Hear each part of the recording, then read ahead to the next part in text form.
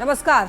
अब देखिए, रुक करते हैं खबरों की ओर। एक बड़ी खबर है पटना से। बीपीएससी अभ्यर्थियों का मामला। आंदोलन के समर्थन में छात्र संगठन समर्थन में सड़क पर उतरेंगे छात्र संगठन। और आपको बताते चलें कि अभ्यर्थियों की मांग को मजबूत करेंगे। तो 1 जनवरी को मशाल जुलूस निकालने वाले हैं। 3 जनवरी को सीएम नीतीश का घेराव करेंगे और एक ही मांग है इनकी, री एग्जामिनेशन। तो दोबारा से एग्जाम कराने की इनकी मांग है। इसको लेकर की मशाल जुलूस 1 तारीख को निकालने की इनकी तैयारी है। आंदोलन के समर्थन में छात्र संगठन है। समर्थन में सड़क पर छात्र संगठन उतरने वाला है। और देखिए, अभ्यर्थियों की मांग को और ज्यादा मजबूत किया जाएगा।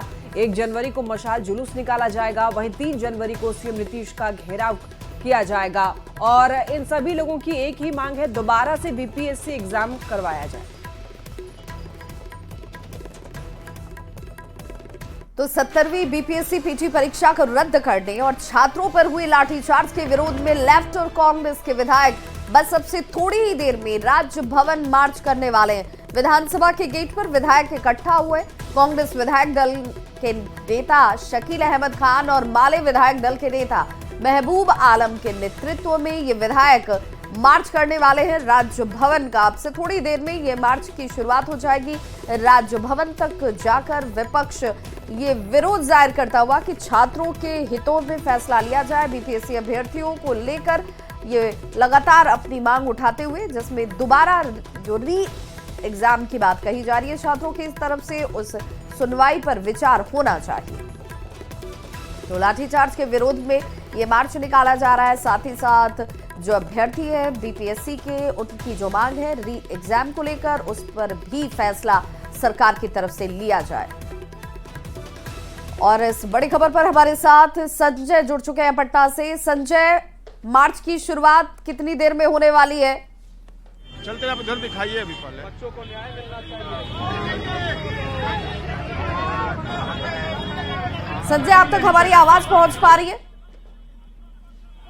जी बिल्कुल बिल्कुल बिल्कुल विभा, आपकी आवाज पहुंच रही है। और देखिए, 70वीं बीपीएससी पीटी परीक्षा रद्द करने और बीपीएससी आंदोलनकारियों पर लाठीचार्ज के विरोध में आज कांग्रेस और लेफ्ट के विधायक सड़कों पर उतरे हुए हैं। राजभवन मार्च है और तमाम जो विधायक हैं कांग्रेस के और माले के, ये सभी सड़क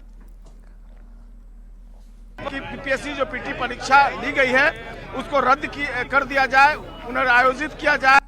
इस तरीके से पटना में आंदोलनकारियों पर लाठीचार्ज किया गया है, उस मामले में भी कार्रवाई की जाए।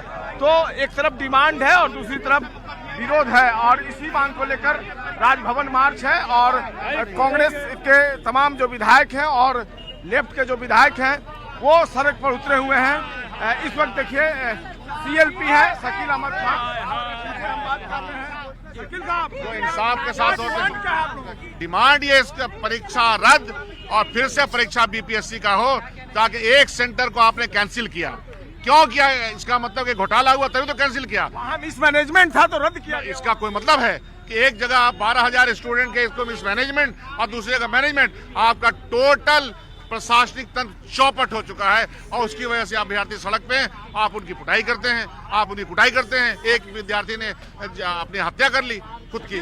12,000 स्टूडेंट के लिए आप 3.5 लाख छात्रों की, ये कोई वर्सेस नहीं है। 12,500 वर्सेस नहीं है। एक सेंटर का कैंसिलेशन क्यों हुआ? अगर ये कैंसिलेशन एक सेंटर का हुआ तो सारे सेंटर कीजिए, फिर से परीक्षा ले लीजिए। तो बिल्कुल शकील अहमद खान की बात। अभी कहाँ जा रहे हैं शकील साहब? अभी कहाँ जा रहे हैं आप लोग? राजभवन। क्या राजभवन से राज्यपाल से मिलेंगे आप? जाहिर सी बात है, हमको समय मिलेगा। अगर हमको समय मिलेगा तो हम लोग मिलेंगे ही। हम लोग तो इसी के लिए जा रहे हैं वहाँ। तो बिल्कुल आपने सुना, सीएलपी है कांग्रेस के और तमाम जो इस वक्त विधायक हैं माले और कांग्रेस के, वो इस वक्त राजभवन मार्च कर रहे हैं, सड़कों पर उतरे हुए हैं, राजभवन जाएंगे। और इनका आपने सुना, साफ तौर पर ये कहना है कि अगर राजभवन से उन्हें परमिशन मिला तो वो राज्यपाल से मिलेंगे और जो उनकी डिमांड है और जो ग्रीवांस है उनको वो गवर्नर के सामने रखेंगे। तो इस वक्त विधायक जो हैं वो सड़कों पर उतरे हुए हैं। और बीपीएससी के मुद्दे पर अब बिहार में राजनीति जो है वो काफ़ी तेज हो गई है।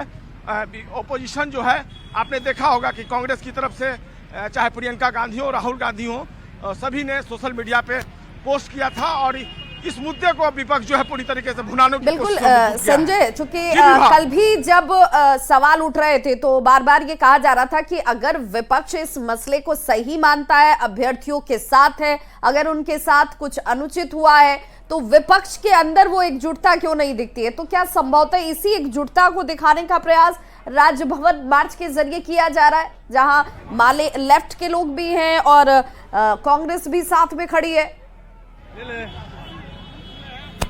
देखिए, जाहिर सी बात है, शुरू में जब ये आंदोलन हुआ तो यह अभ्यर्थियों का स्वतःस्फूर्त आंदोलन था, स्वतः स्फूर्त आंदोलन था ये। लेकिन धीरे धीरे इस आंदोलन को ऑपोजिशन ने हाईजैक करने की कोशिश की और अब देखिए पुलिस जो है, राजभवन मार्च को पुलिस ने रोक दिया है। तस्वीरों के माध्यम से हम आपको दिखाना चाहेंगे, जो विधायक राजभवन मार्च की तरफ निकले थे उनको रोक दिया गया है। पुलिस जो है उन्हें आगे नहीं बढ़ने दे रही है और बैरिकेडिंग करने की कोशिश की गई है। और देखिए तस्वीरों में पुलिस जो है वो रोक रही है राजभवन मार्च को और अब धक्का मुक्की जो है वो शुरू हो गई है। तस्वीरों में आप आपको दिखा पा रहे हैं, जो पुलिस है वो आगे नहीं बढ़ने देना चाह रही है और पुलिस जो है पूरी कोशिश कर रही है कि जो विधायक हैं वो आगे नहीं बढ़े। और देखिए शकील साहब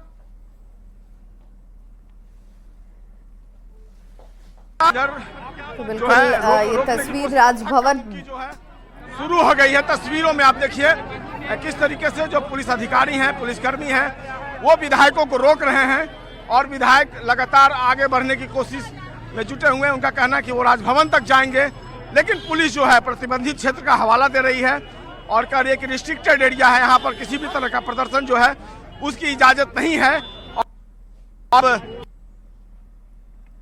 तो फिलहाल पुलिस रोक रही है। विभा, बिल्कुल, तो यहाँ पर जो तस्वीर हम अपने दर्शकों को दिखा पा रहे हैं सहयोगी संजय के जरिए, यहाँ इन विधायकों को, चाहे वो माले के विधायक हो या कांग्रेस के विधायक हो, जिनकी तरफ से ये राजभवन मार्च निकाला गया है, उन्हें अब रोकने का प्रयास किया जा रहा है। पुलिस के तमाम आला अधिकारी आपको दिख रहे होंगे जो समझाने का प्रयास कर रहे हैं कांग्रेस और लेफ्ट का ये राजभवन मार्च। सवाल ये कि आरजेडी कहाँ है अगर ये विपक्ष की तरफ से विरोध दिखाया जा रहा है, क्योंकि तेजस्वी यादव भी बार बार कहते रहे कि भाई अभ्यर्थियों की मांग जायज है और हम सब उनके साथ खड़े हैं, लेकिन इस विपक्ष के मार्च में कांग्रेस और लेफ्ट की मौजूदगी तो दिखती है, लेकिन आरजेडी दूर दूर तक रोक रहे हैं। बिल्कुल एरिया प्रोहिबिटेड है। बिल्कुल, जो मजिस्ट्रेट हैं उन्होंने, आपने सुना क्या कहना चाह रहे हैं वो? तो जाने नहीं दे रहा मैं। अरे प्रशासन का काम है, ये भ्रष्ट प्रशासन आवाज को दबाने की। ये लोकतंत्र के हत्या हो रही है खुल्लम खुला। आप देख लीजिए, आज देख लीजिए कि छात्रों को पीटा जा रहा है, हम लोग अपनी बात को पहुंचा नहीं सकते हैं। तो ये निरंकुश सरकार आ गई है, कोई कहीं रोक देगा, कहीं चल नहीं सकते, कहीं नहीं है प्रतिबंधित क्षेत्र। जी, हम लोगों ने परमिशन बिल्कुल, देखिए ये तस्वीर जो है, अफरा तफरी का माहौल हो गया है यहाँ पर। मजिस्ट्रेट जो है वो आगे नहीं बढ़ने दे रहे हैं, पुलिस नहीं बढ़ने दे रही है, लेकिन विधायक जो हैं वो लगातार आगे बढ़ने पर आमादा दिख रहे हैं।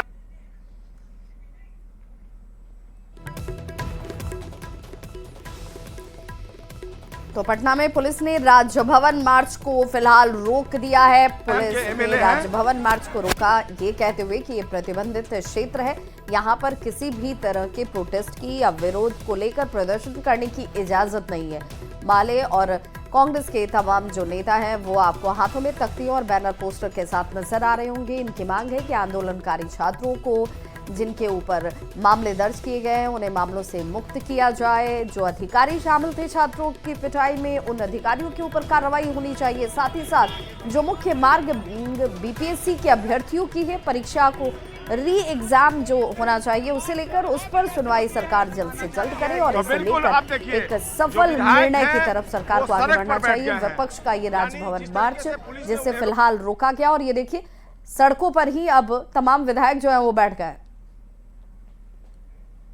वो भी बैठ गए हैं। उनके समर्थन में जो उनके पार्टी के दूसरे विधायक हैं वो भी पहुंच गए हैं और इस वक्त विधायक जो हैं वो इस वक्त देखिए विधायक और डीएसपी के बीच तू मैं चल रही हैं और वो कह रहे हैं कि आप लाठीचार्ज कीजिए, अरेस्ट कीजिए, लेकिन जो सचिवालय डीएसपी हैं वो समझाने में लगी हुई हैं। अफरा तफरी का माहौल यहाँ पर हो गया है और फिलहाल ये तस्वीर हम आपको दिखा रहे हैं और चूंकि प्रतिबंधित क्षेत्र है वहाँ पर आप प्रदर्शन नहीं कर सकते हैं, इसी को लेकर रोका गया है। और अब देखिए यहाँ पर एक तरफ विधायक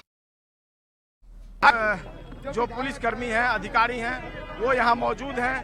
अब जो राजभवन मार्च था वो फिलहाल रुक गया है। पुलिस ने प्रतिबंधित क्षेत्र का हवाला दिया है और सारे विधायकों को यहाँ पर पुलिस और मजिस्ट्रेट ने रोका है। देखना होगा आगे क्या स्ट्रेटेजी है, चूंकि एक ऑफर आया है एडमिनिस्ट्रेशन की तरफ से कि आप एक डेलीगेशन जो है वो राजभवन भेज सकते हैं 3-4 विधायकों का और आप अपनी बात रख सकते हैं, लेकिन प्रतिबंधित क्षेत्र में आपको किसी भी सूरत में प्रदर्शन की अनुमति नहीं दी जा सकती है। तो बिल्कुल एक अफरा तफरी का माहौल विधायक और पुलिसकर्मी के बीच तू मैं धक्का मुक्की और फिलहाल मार्च जो है उसको रोका गया है यहाँ पर प्रतिबंधित क्षेत्र में विधानसभा के बगल में। विभा, ठीक है संजय, लौटूंगे आपके पास, नजर बना के रखिएगा। बहुत धन्यवाद आपका इन तमाम जानकारियों के लिए। देखिए बड़ी खबर है पटना से, बीपीएससी अभ्यर्थियों का ये मामला है। मंत्री विजय चौधरी का बड़ा बयान है, प्रशांत किशोर के अल्टीमेटम पर बयान दिया है। किसी के अल्टीमेटम की जरूरत नहीं है, कहा है कि सरकार अल्टीमेटम नहीं समझती, सरकार जनता के हित में काम करती है। मुख्य सचिव से बात होना सरकार की पहल है। तो आपको बता दें जिस तरीके से प्रशांत किशोर ने अल्टीमेटम दिया था उस पर विजय सिन्हा का बयान है।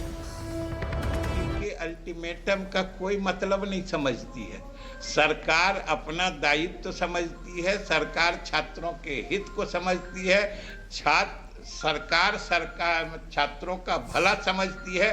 छात्रों के हित और भलाई के लिए काम करने में किसी के अल्टीमेटम की न जरूरत है न अहमियत। कल जो अभ्यर्थी तो बीपीएससी अभ्यर्थियों के जो मांग है उस पर स्वास्थ्य मंत्री मंगल पांडे की तरफ से भी बयान आया। सरकार इसे गंभीरता से सुन रही है, देख रही है। मुख्य सचिव से छात्रों की मुलाकात भी हुई है। जो भी फैसला लिया जाएगा वो छात्र हित में होगा। पूरी तरीके से गंभीर है, हर विषय पे सरकार का ध्यान है। हमारे चीफ सेक्रेटरी ने सभी लोगों से बातचीत किया है, युवाओं से, जो परीक्षार्थी हैं उन लोगों से। तो सरकार के मुख्य सचिव सभी चीजों को देख रहे हैं। विपक्षी पार्टी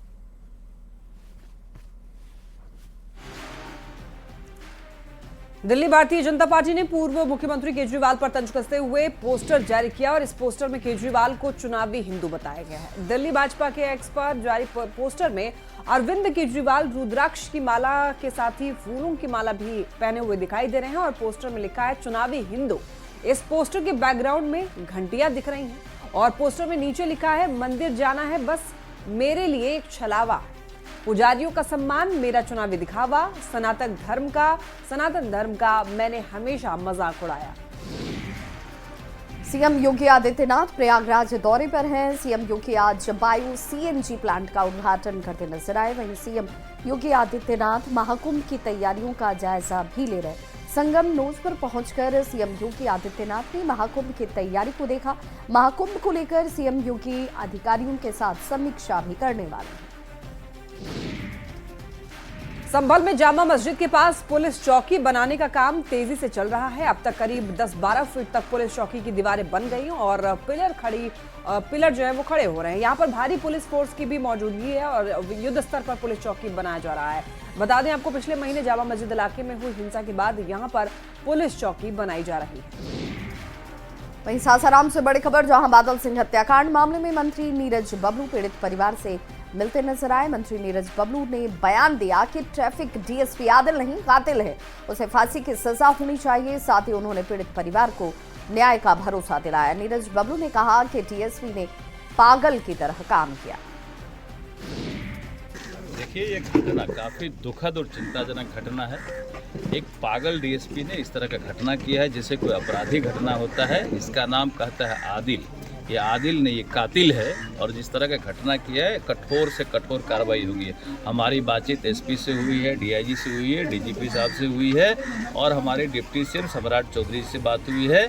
ये कोई बचने वाला नहीं है, कानूनी कार्रवाई होगा और कठोर से कठोर कार्रवाई होगा, ये हम आश्वस्त दिलाते हैं। उसका काम है गोली चला करके और उसने प्रूफ भी कर दिया, एफआईआर करके प्रूफ कर दिया कि हम हाथे में जाके गोली चलाया और कहता है कि हमसे गोली चल गया। उसका बॉडीगार्ड का एफआईआर है कि हाथ से गोली छूट गया, हाथ से गोली छूटेगा सीने में लगेगा। ये पूरी तरह हत्या का षड्यंत्र है, ये हत्या किया गया है और हत्या का सजा फांसी होता है। और मुझे विश्वास है कि ऐसे घटना में ऐसे अधिकारी को फांसी की सजा होगी। और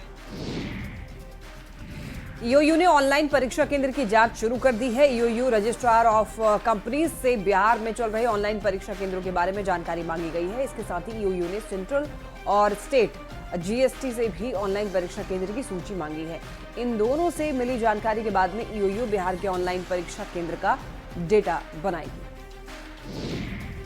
ऑनलाइन जितने भी एग्जामिनेशन सेंटर्स हैं, ये पिछले बार मैंने आपको बताया था कि 2 जगह से ज़्यादातर पंजीकृत हैं। अधिकांश जो जीएसटी है वहाँ से होते हैं, जीएसटी नंबर जनरेट करके आप लोग करते हैं, और कुछ मिनिस्ट्री ऑफ कॉर्पोरेट अफेयर से रजिस्टर ऑफ कंपनीज के माध्यम से भी होते हैं।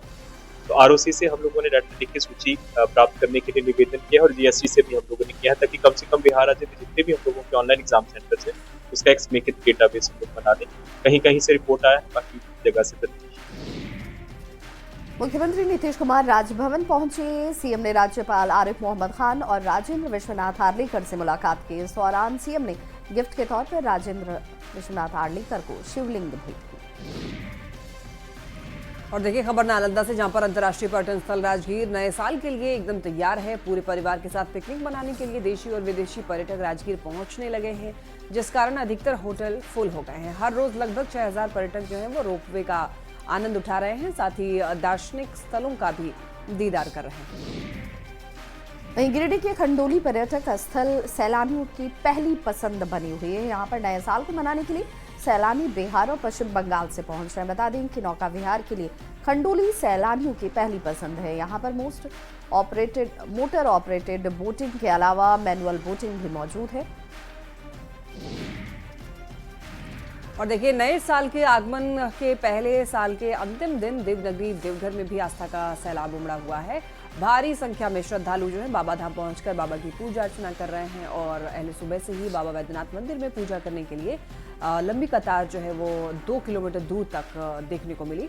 श्रद्धालुओं ने बताया कि साल के अंतिम दिन बाबा भोलेनाथ का दर्शन करके उनसे आशीर्वाद लेने के लिए पहुंचे हुए हैं, और मंदिर के पुरोहित ने बताया कि बाबा धाम में भारी संख्या में श्रद्धालु पहुंच रहे हैं। तो साल के अंतिम दिन बाबा का दर्शन करने को लेकर श्रद्धालुओं की भीड़ हो गई।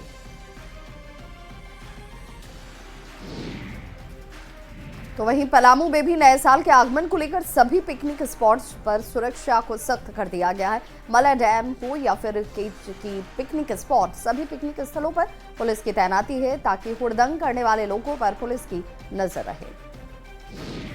कि जो भी पिकनिक स्पॉट्स है, नदी किनारे है, या जहाँ पे भी लोगों को इकट्ठा होने का संभावना है न्यू ईयर को लेके, और स्पेशली फोकस जो है मंदिर के आसपास होंगे, क्योंकि यहाँ पे काफ़ी कल्चर में ये भी है कि नए साल में मंदिर में भी बहुत लोग जाते हैं, स्पेशली लेडीज़ जाते हैं। तो हर जगह पे जवान का या ऑफिसर का व्यवस्था करने के लिए बोला गया है।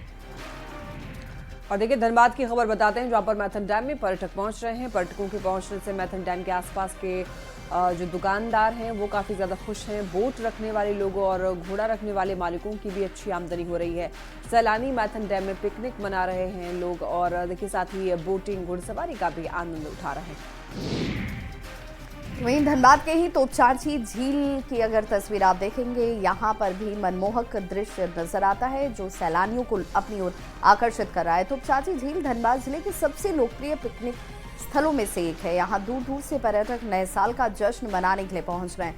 झील के चारों ओर फैली पहाड़ी और हरियाली का नज़ारा अद्भुत नजर आता है। यहाँ की शांत और खूबसूरत वादियों को देखकर पर्यटक मंत्र मुग्ध हो जा रहे हैं। खबर दानापुर से, जहां के अनुमंडल पुलिस पदाधिकारी के नेतृत्व में पुलिस ने अवैध बालू खनन के खिलाफ कार्रवाई की, और पुलिस ने कार्रवाई के दौरान 17 ट्रैक्टर जब्त किए। इनमें से 15 ट्रैक्टर पर आपको बता दें कि उजला गंगा बालू और 2 पर पीला बालू लदा था। पुलिस की कार्रवाई के बाद से माफियाओं के बीच में हड़कंप मचा हुआ है। 3 दिन में दानापुर 2 अनुमंडल में कुल 19 ट्रैक्टर और 7 ट्रैक्टर को जब्त किया गया है अवैध बालू के खनन परिवहन में, और हम लोग इस पर आगे भी गिरफ्तार करवाए जारी रखें। लेकिन उसके सभी के जो चालक है ट्रैक्टर के, उसके मालिक और इस अवैध धंधा में जो भी बालू माफिया संलिप्त है, सबको चिन्हित करके हम लोग प्राथमिकी दर्ज कर रहे हैं और गिरफ्तार कार्रवाई कर रहे हैं। इस बुलेटिन में बस इतना ही, लेकिन न्यूज़ 18 बिहार झारखंड पर खबरों का सिलसिला लगातार जारी है।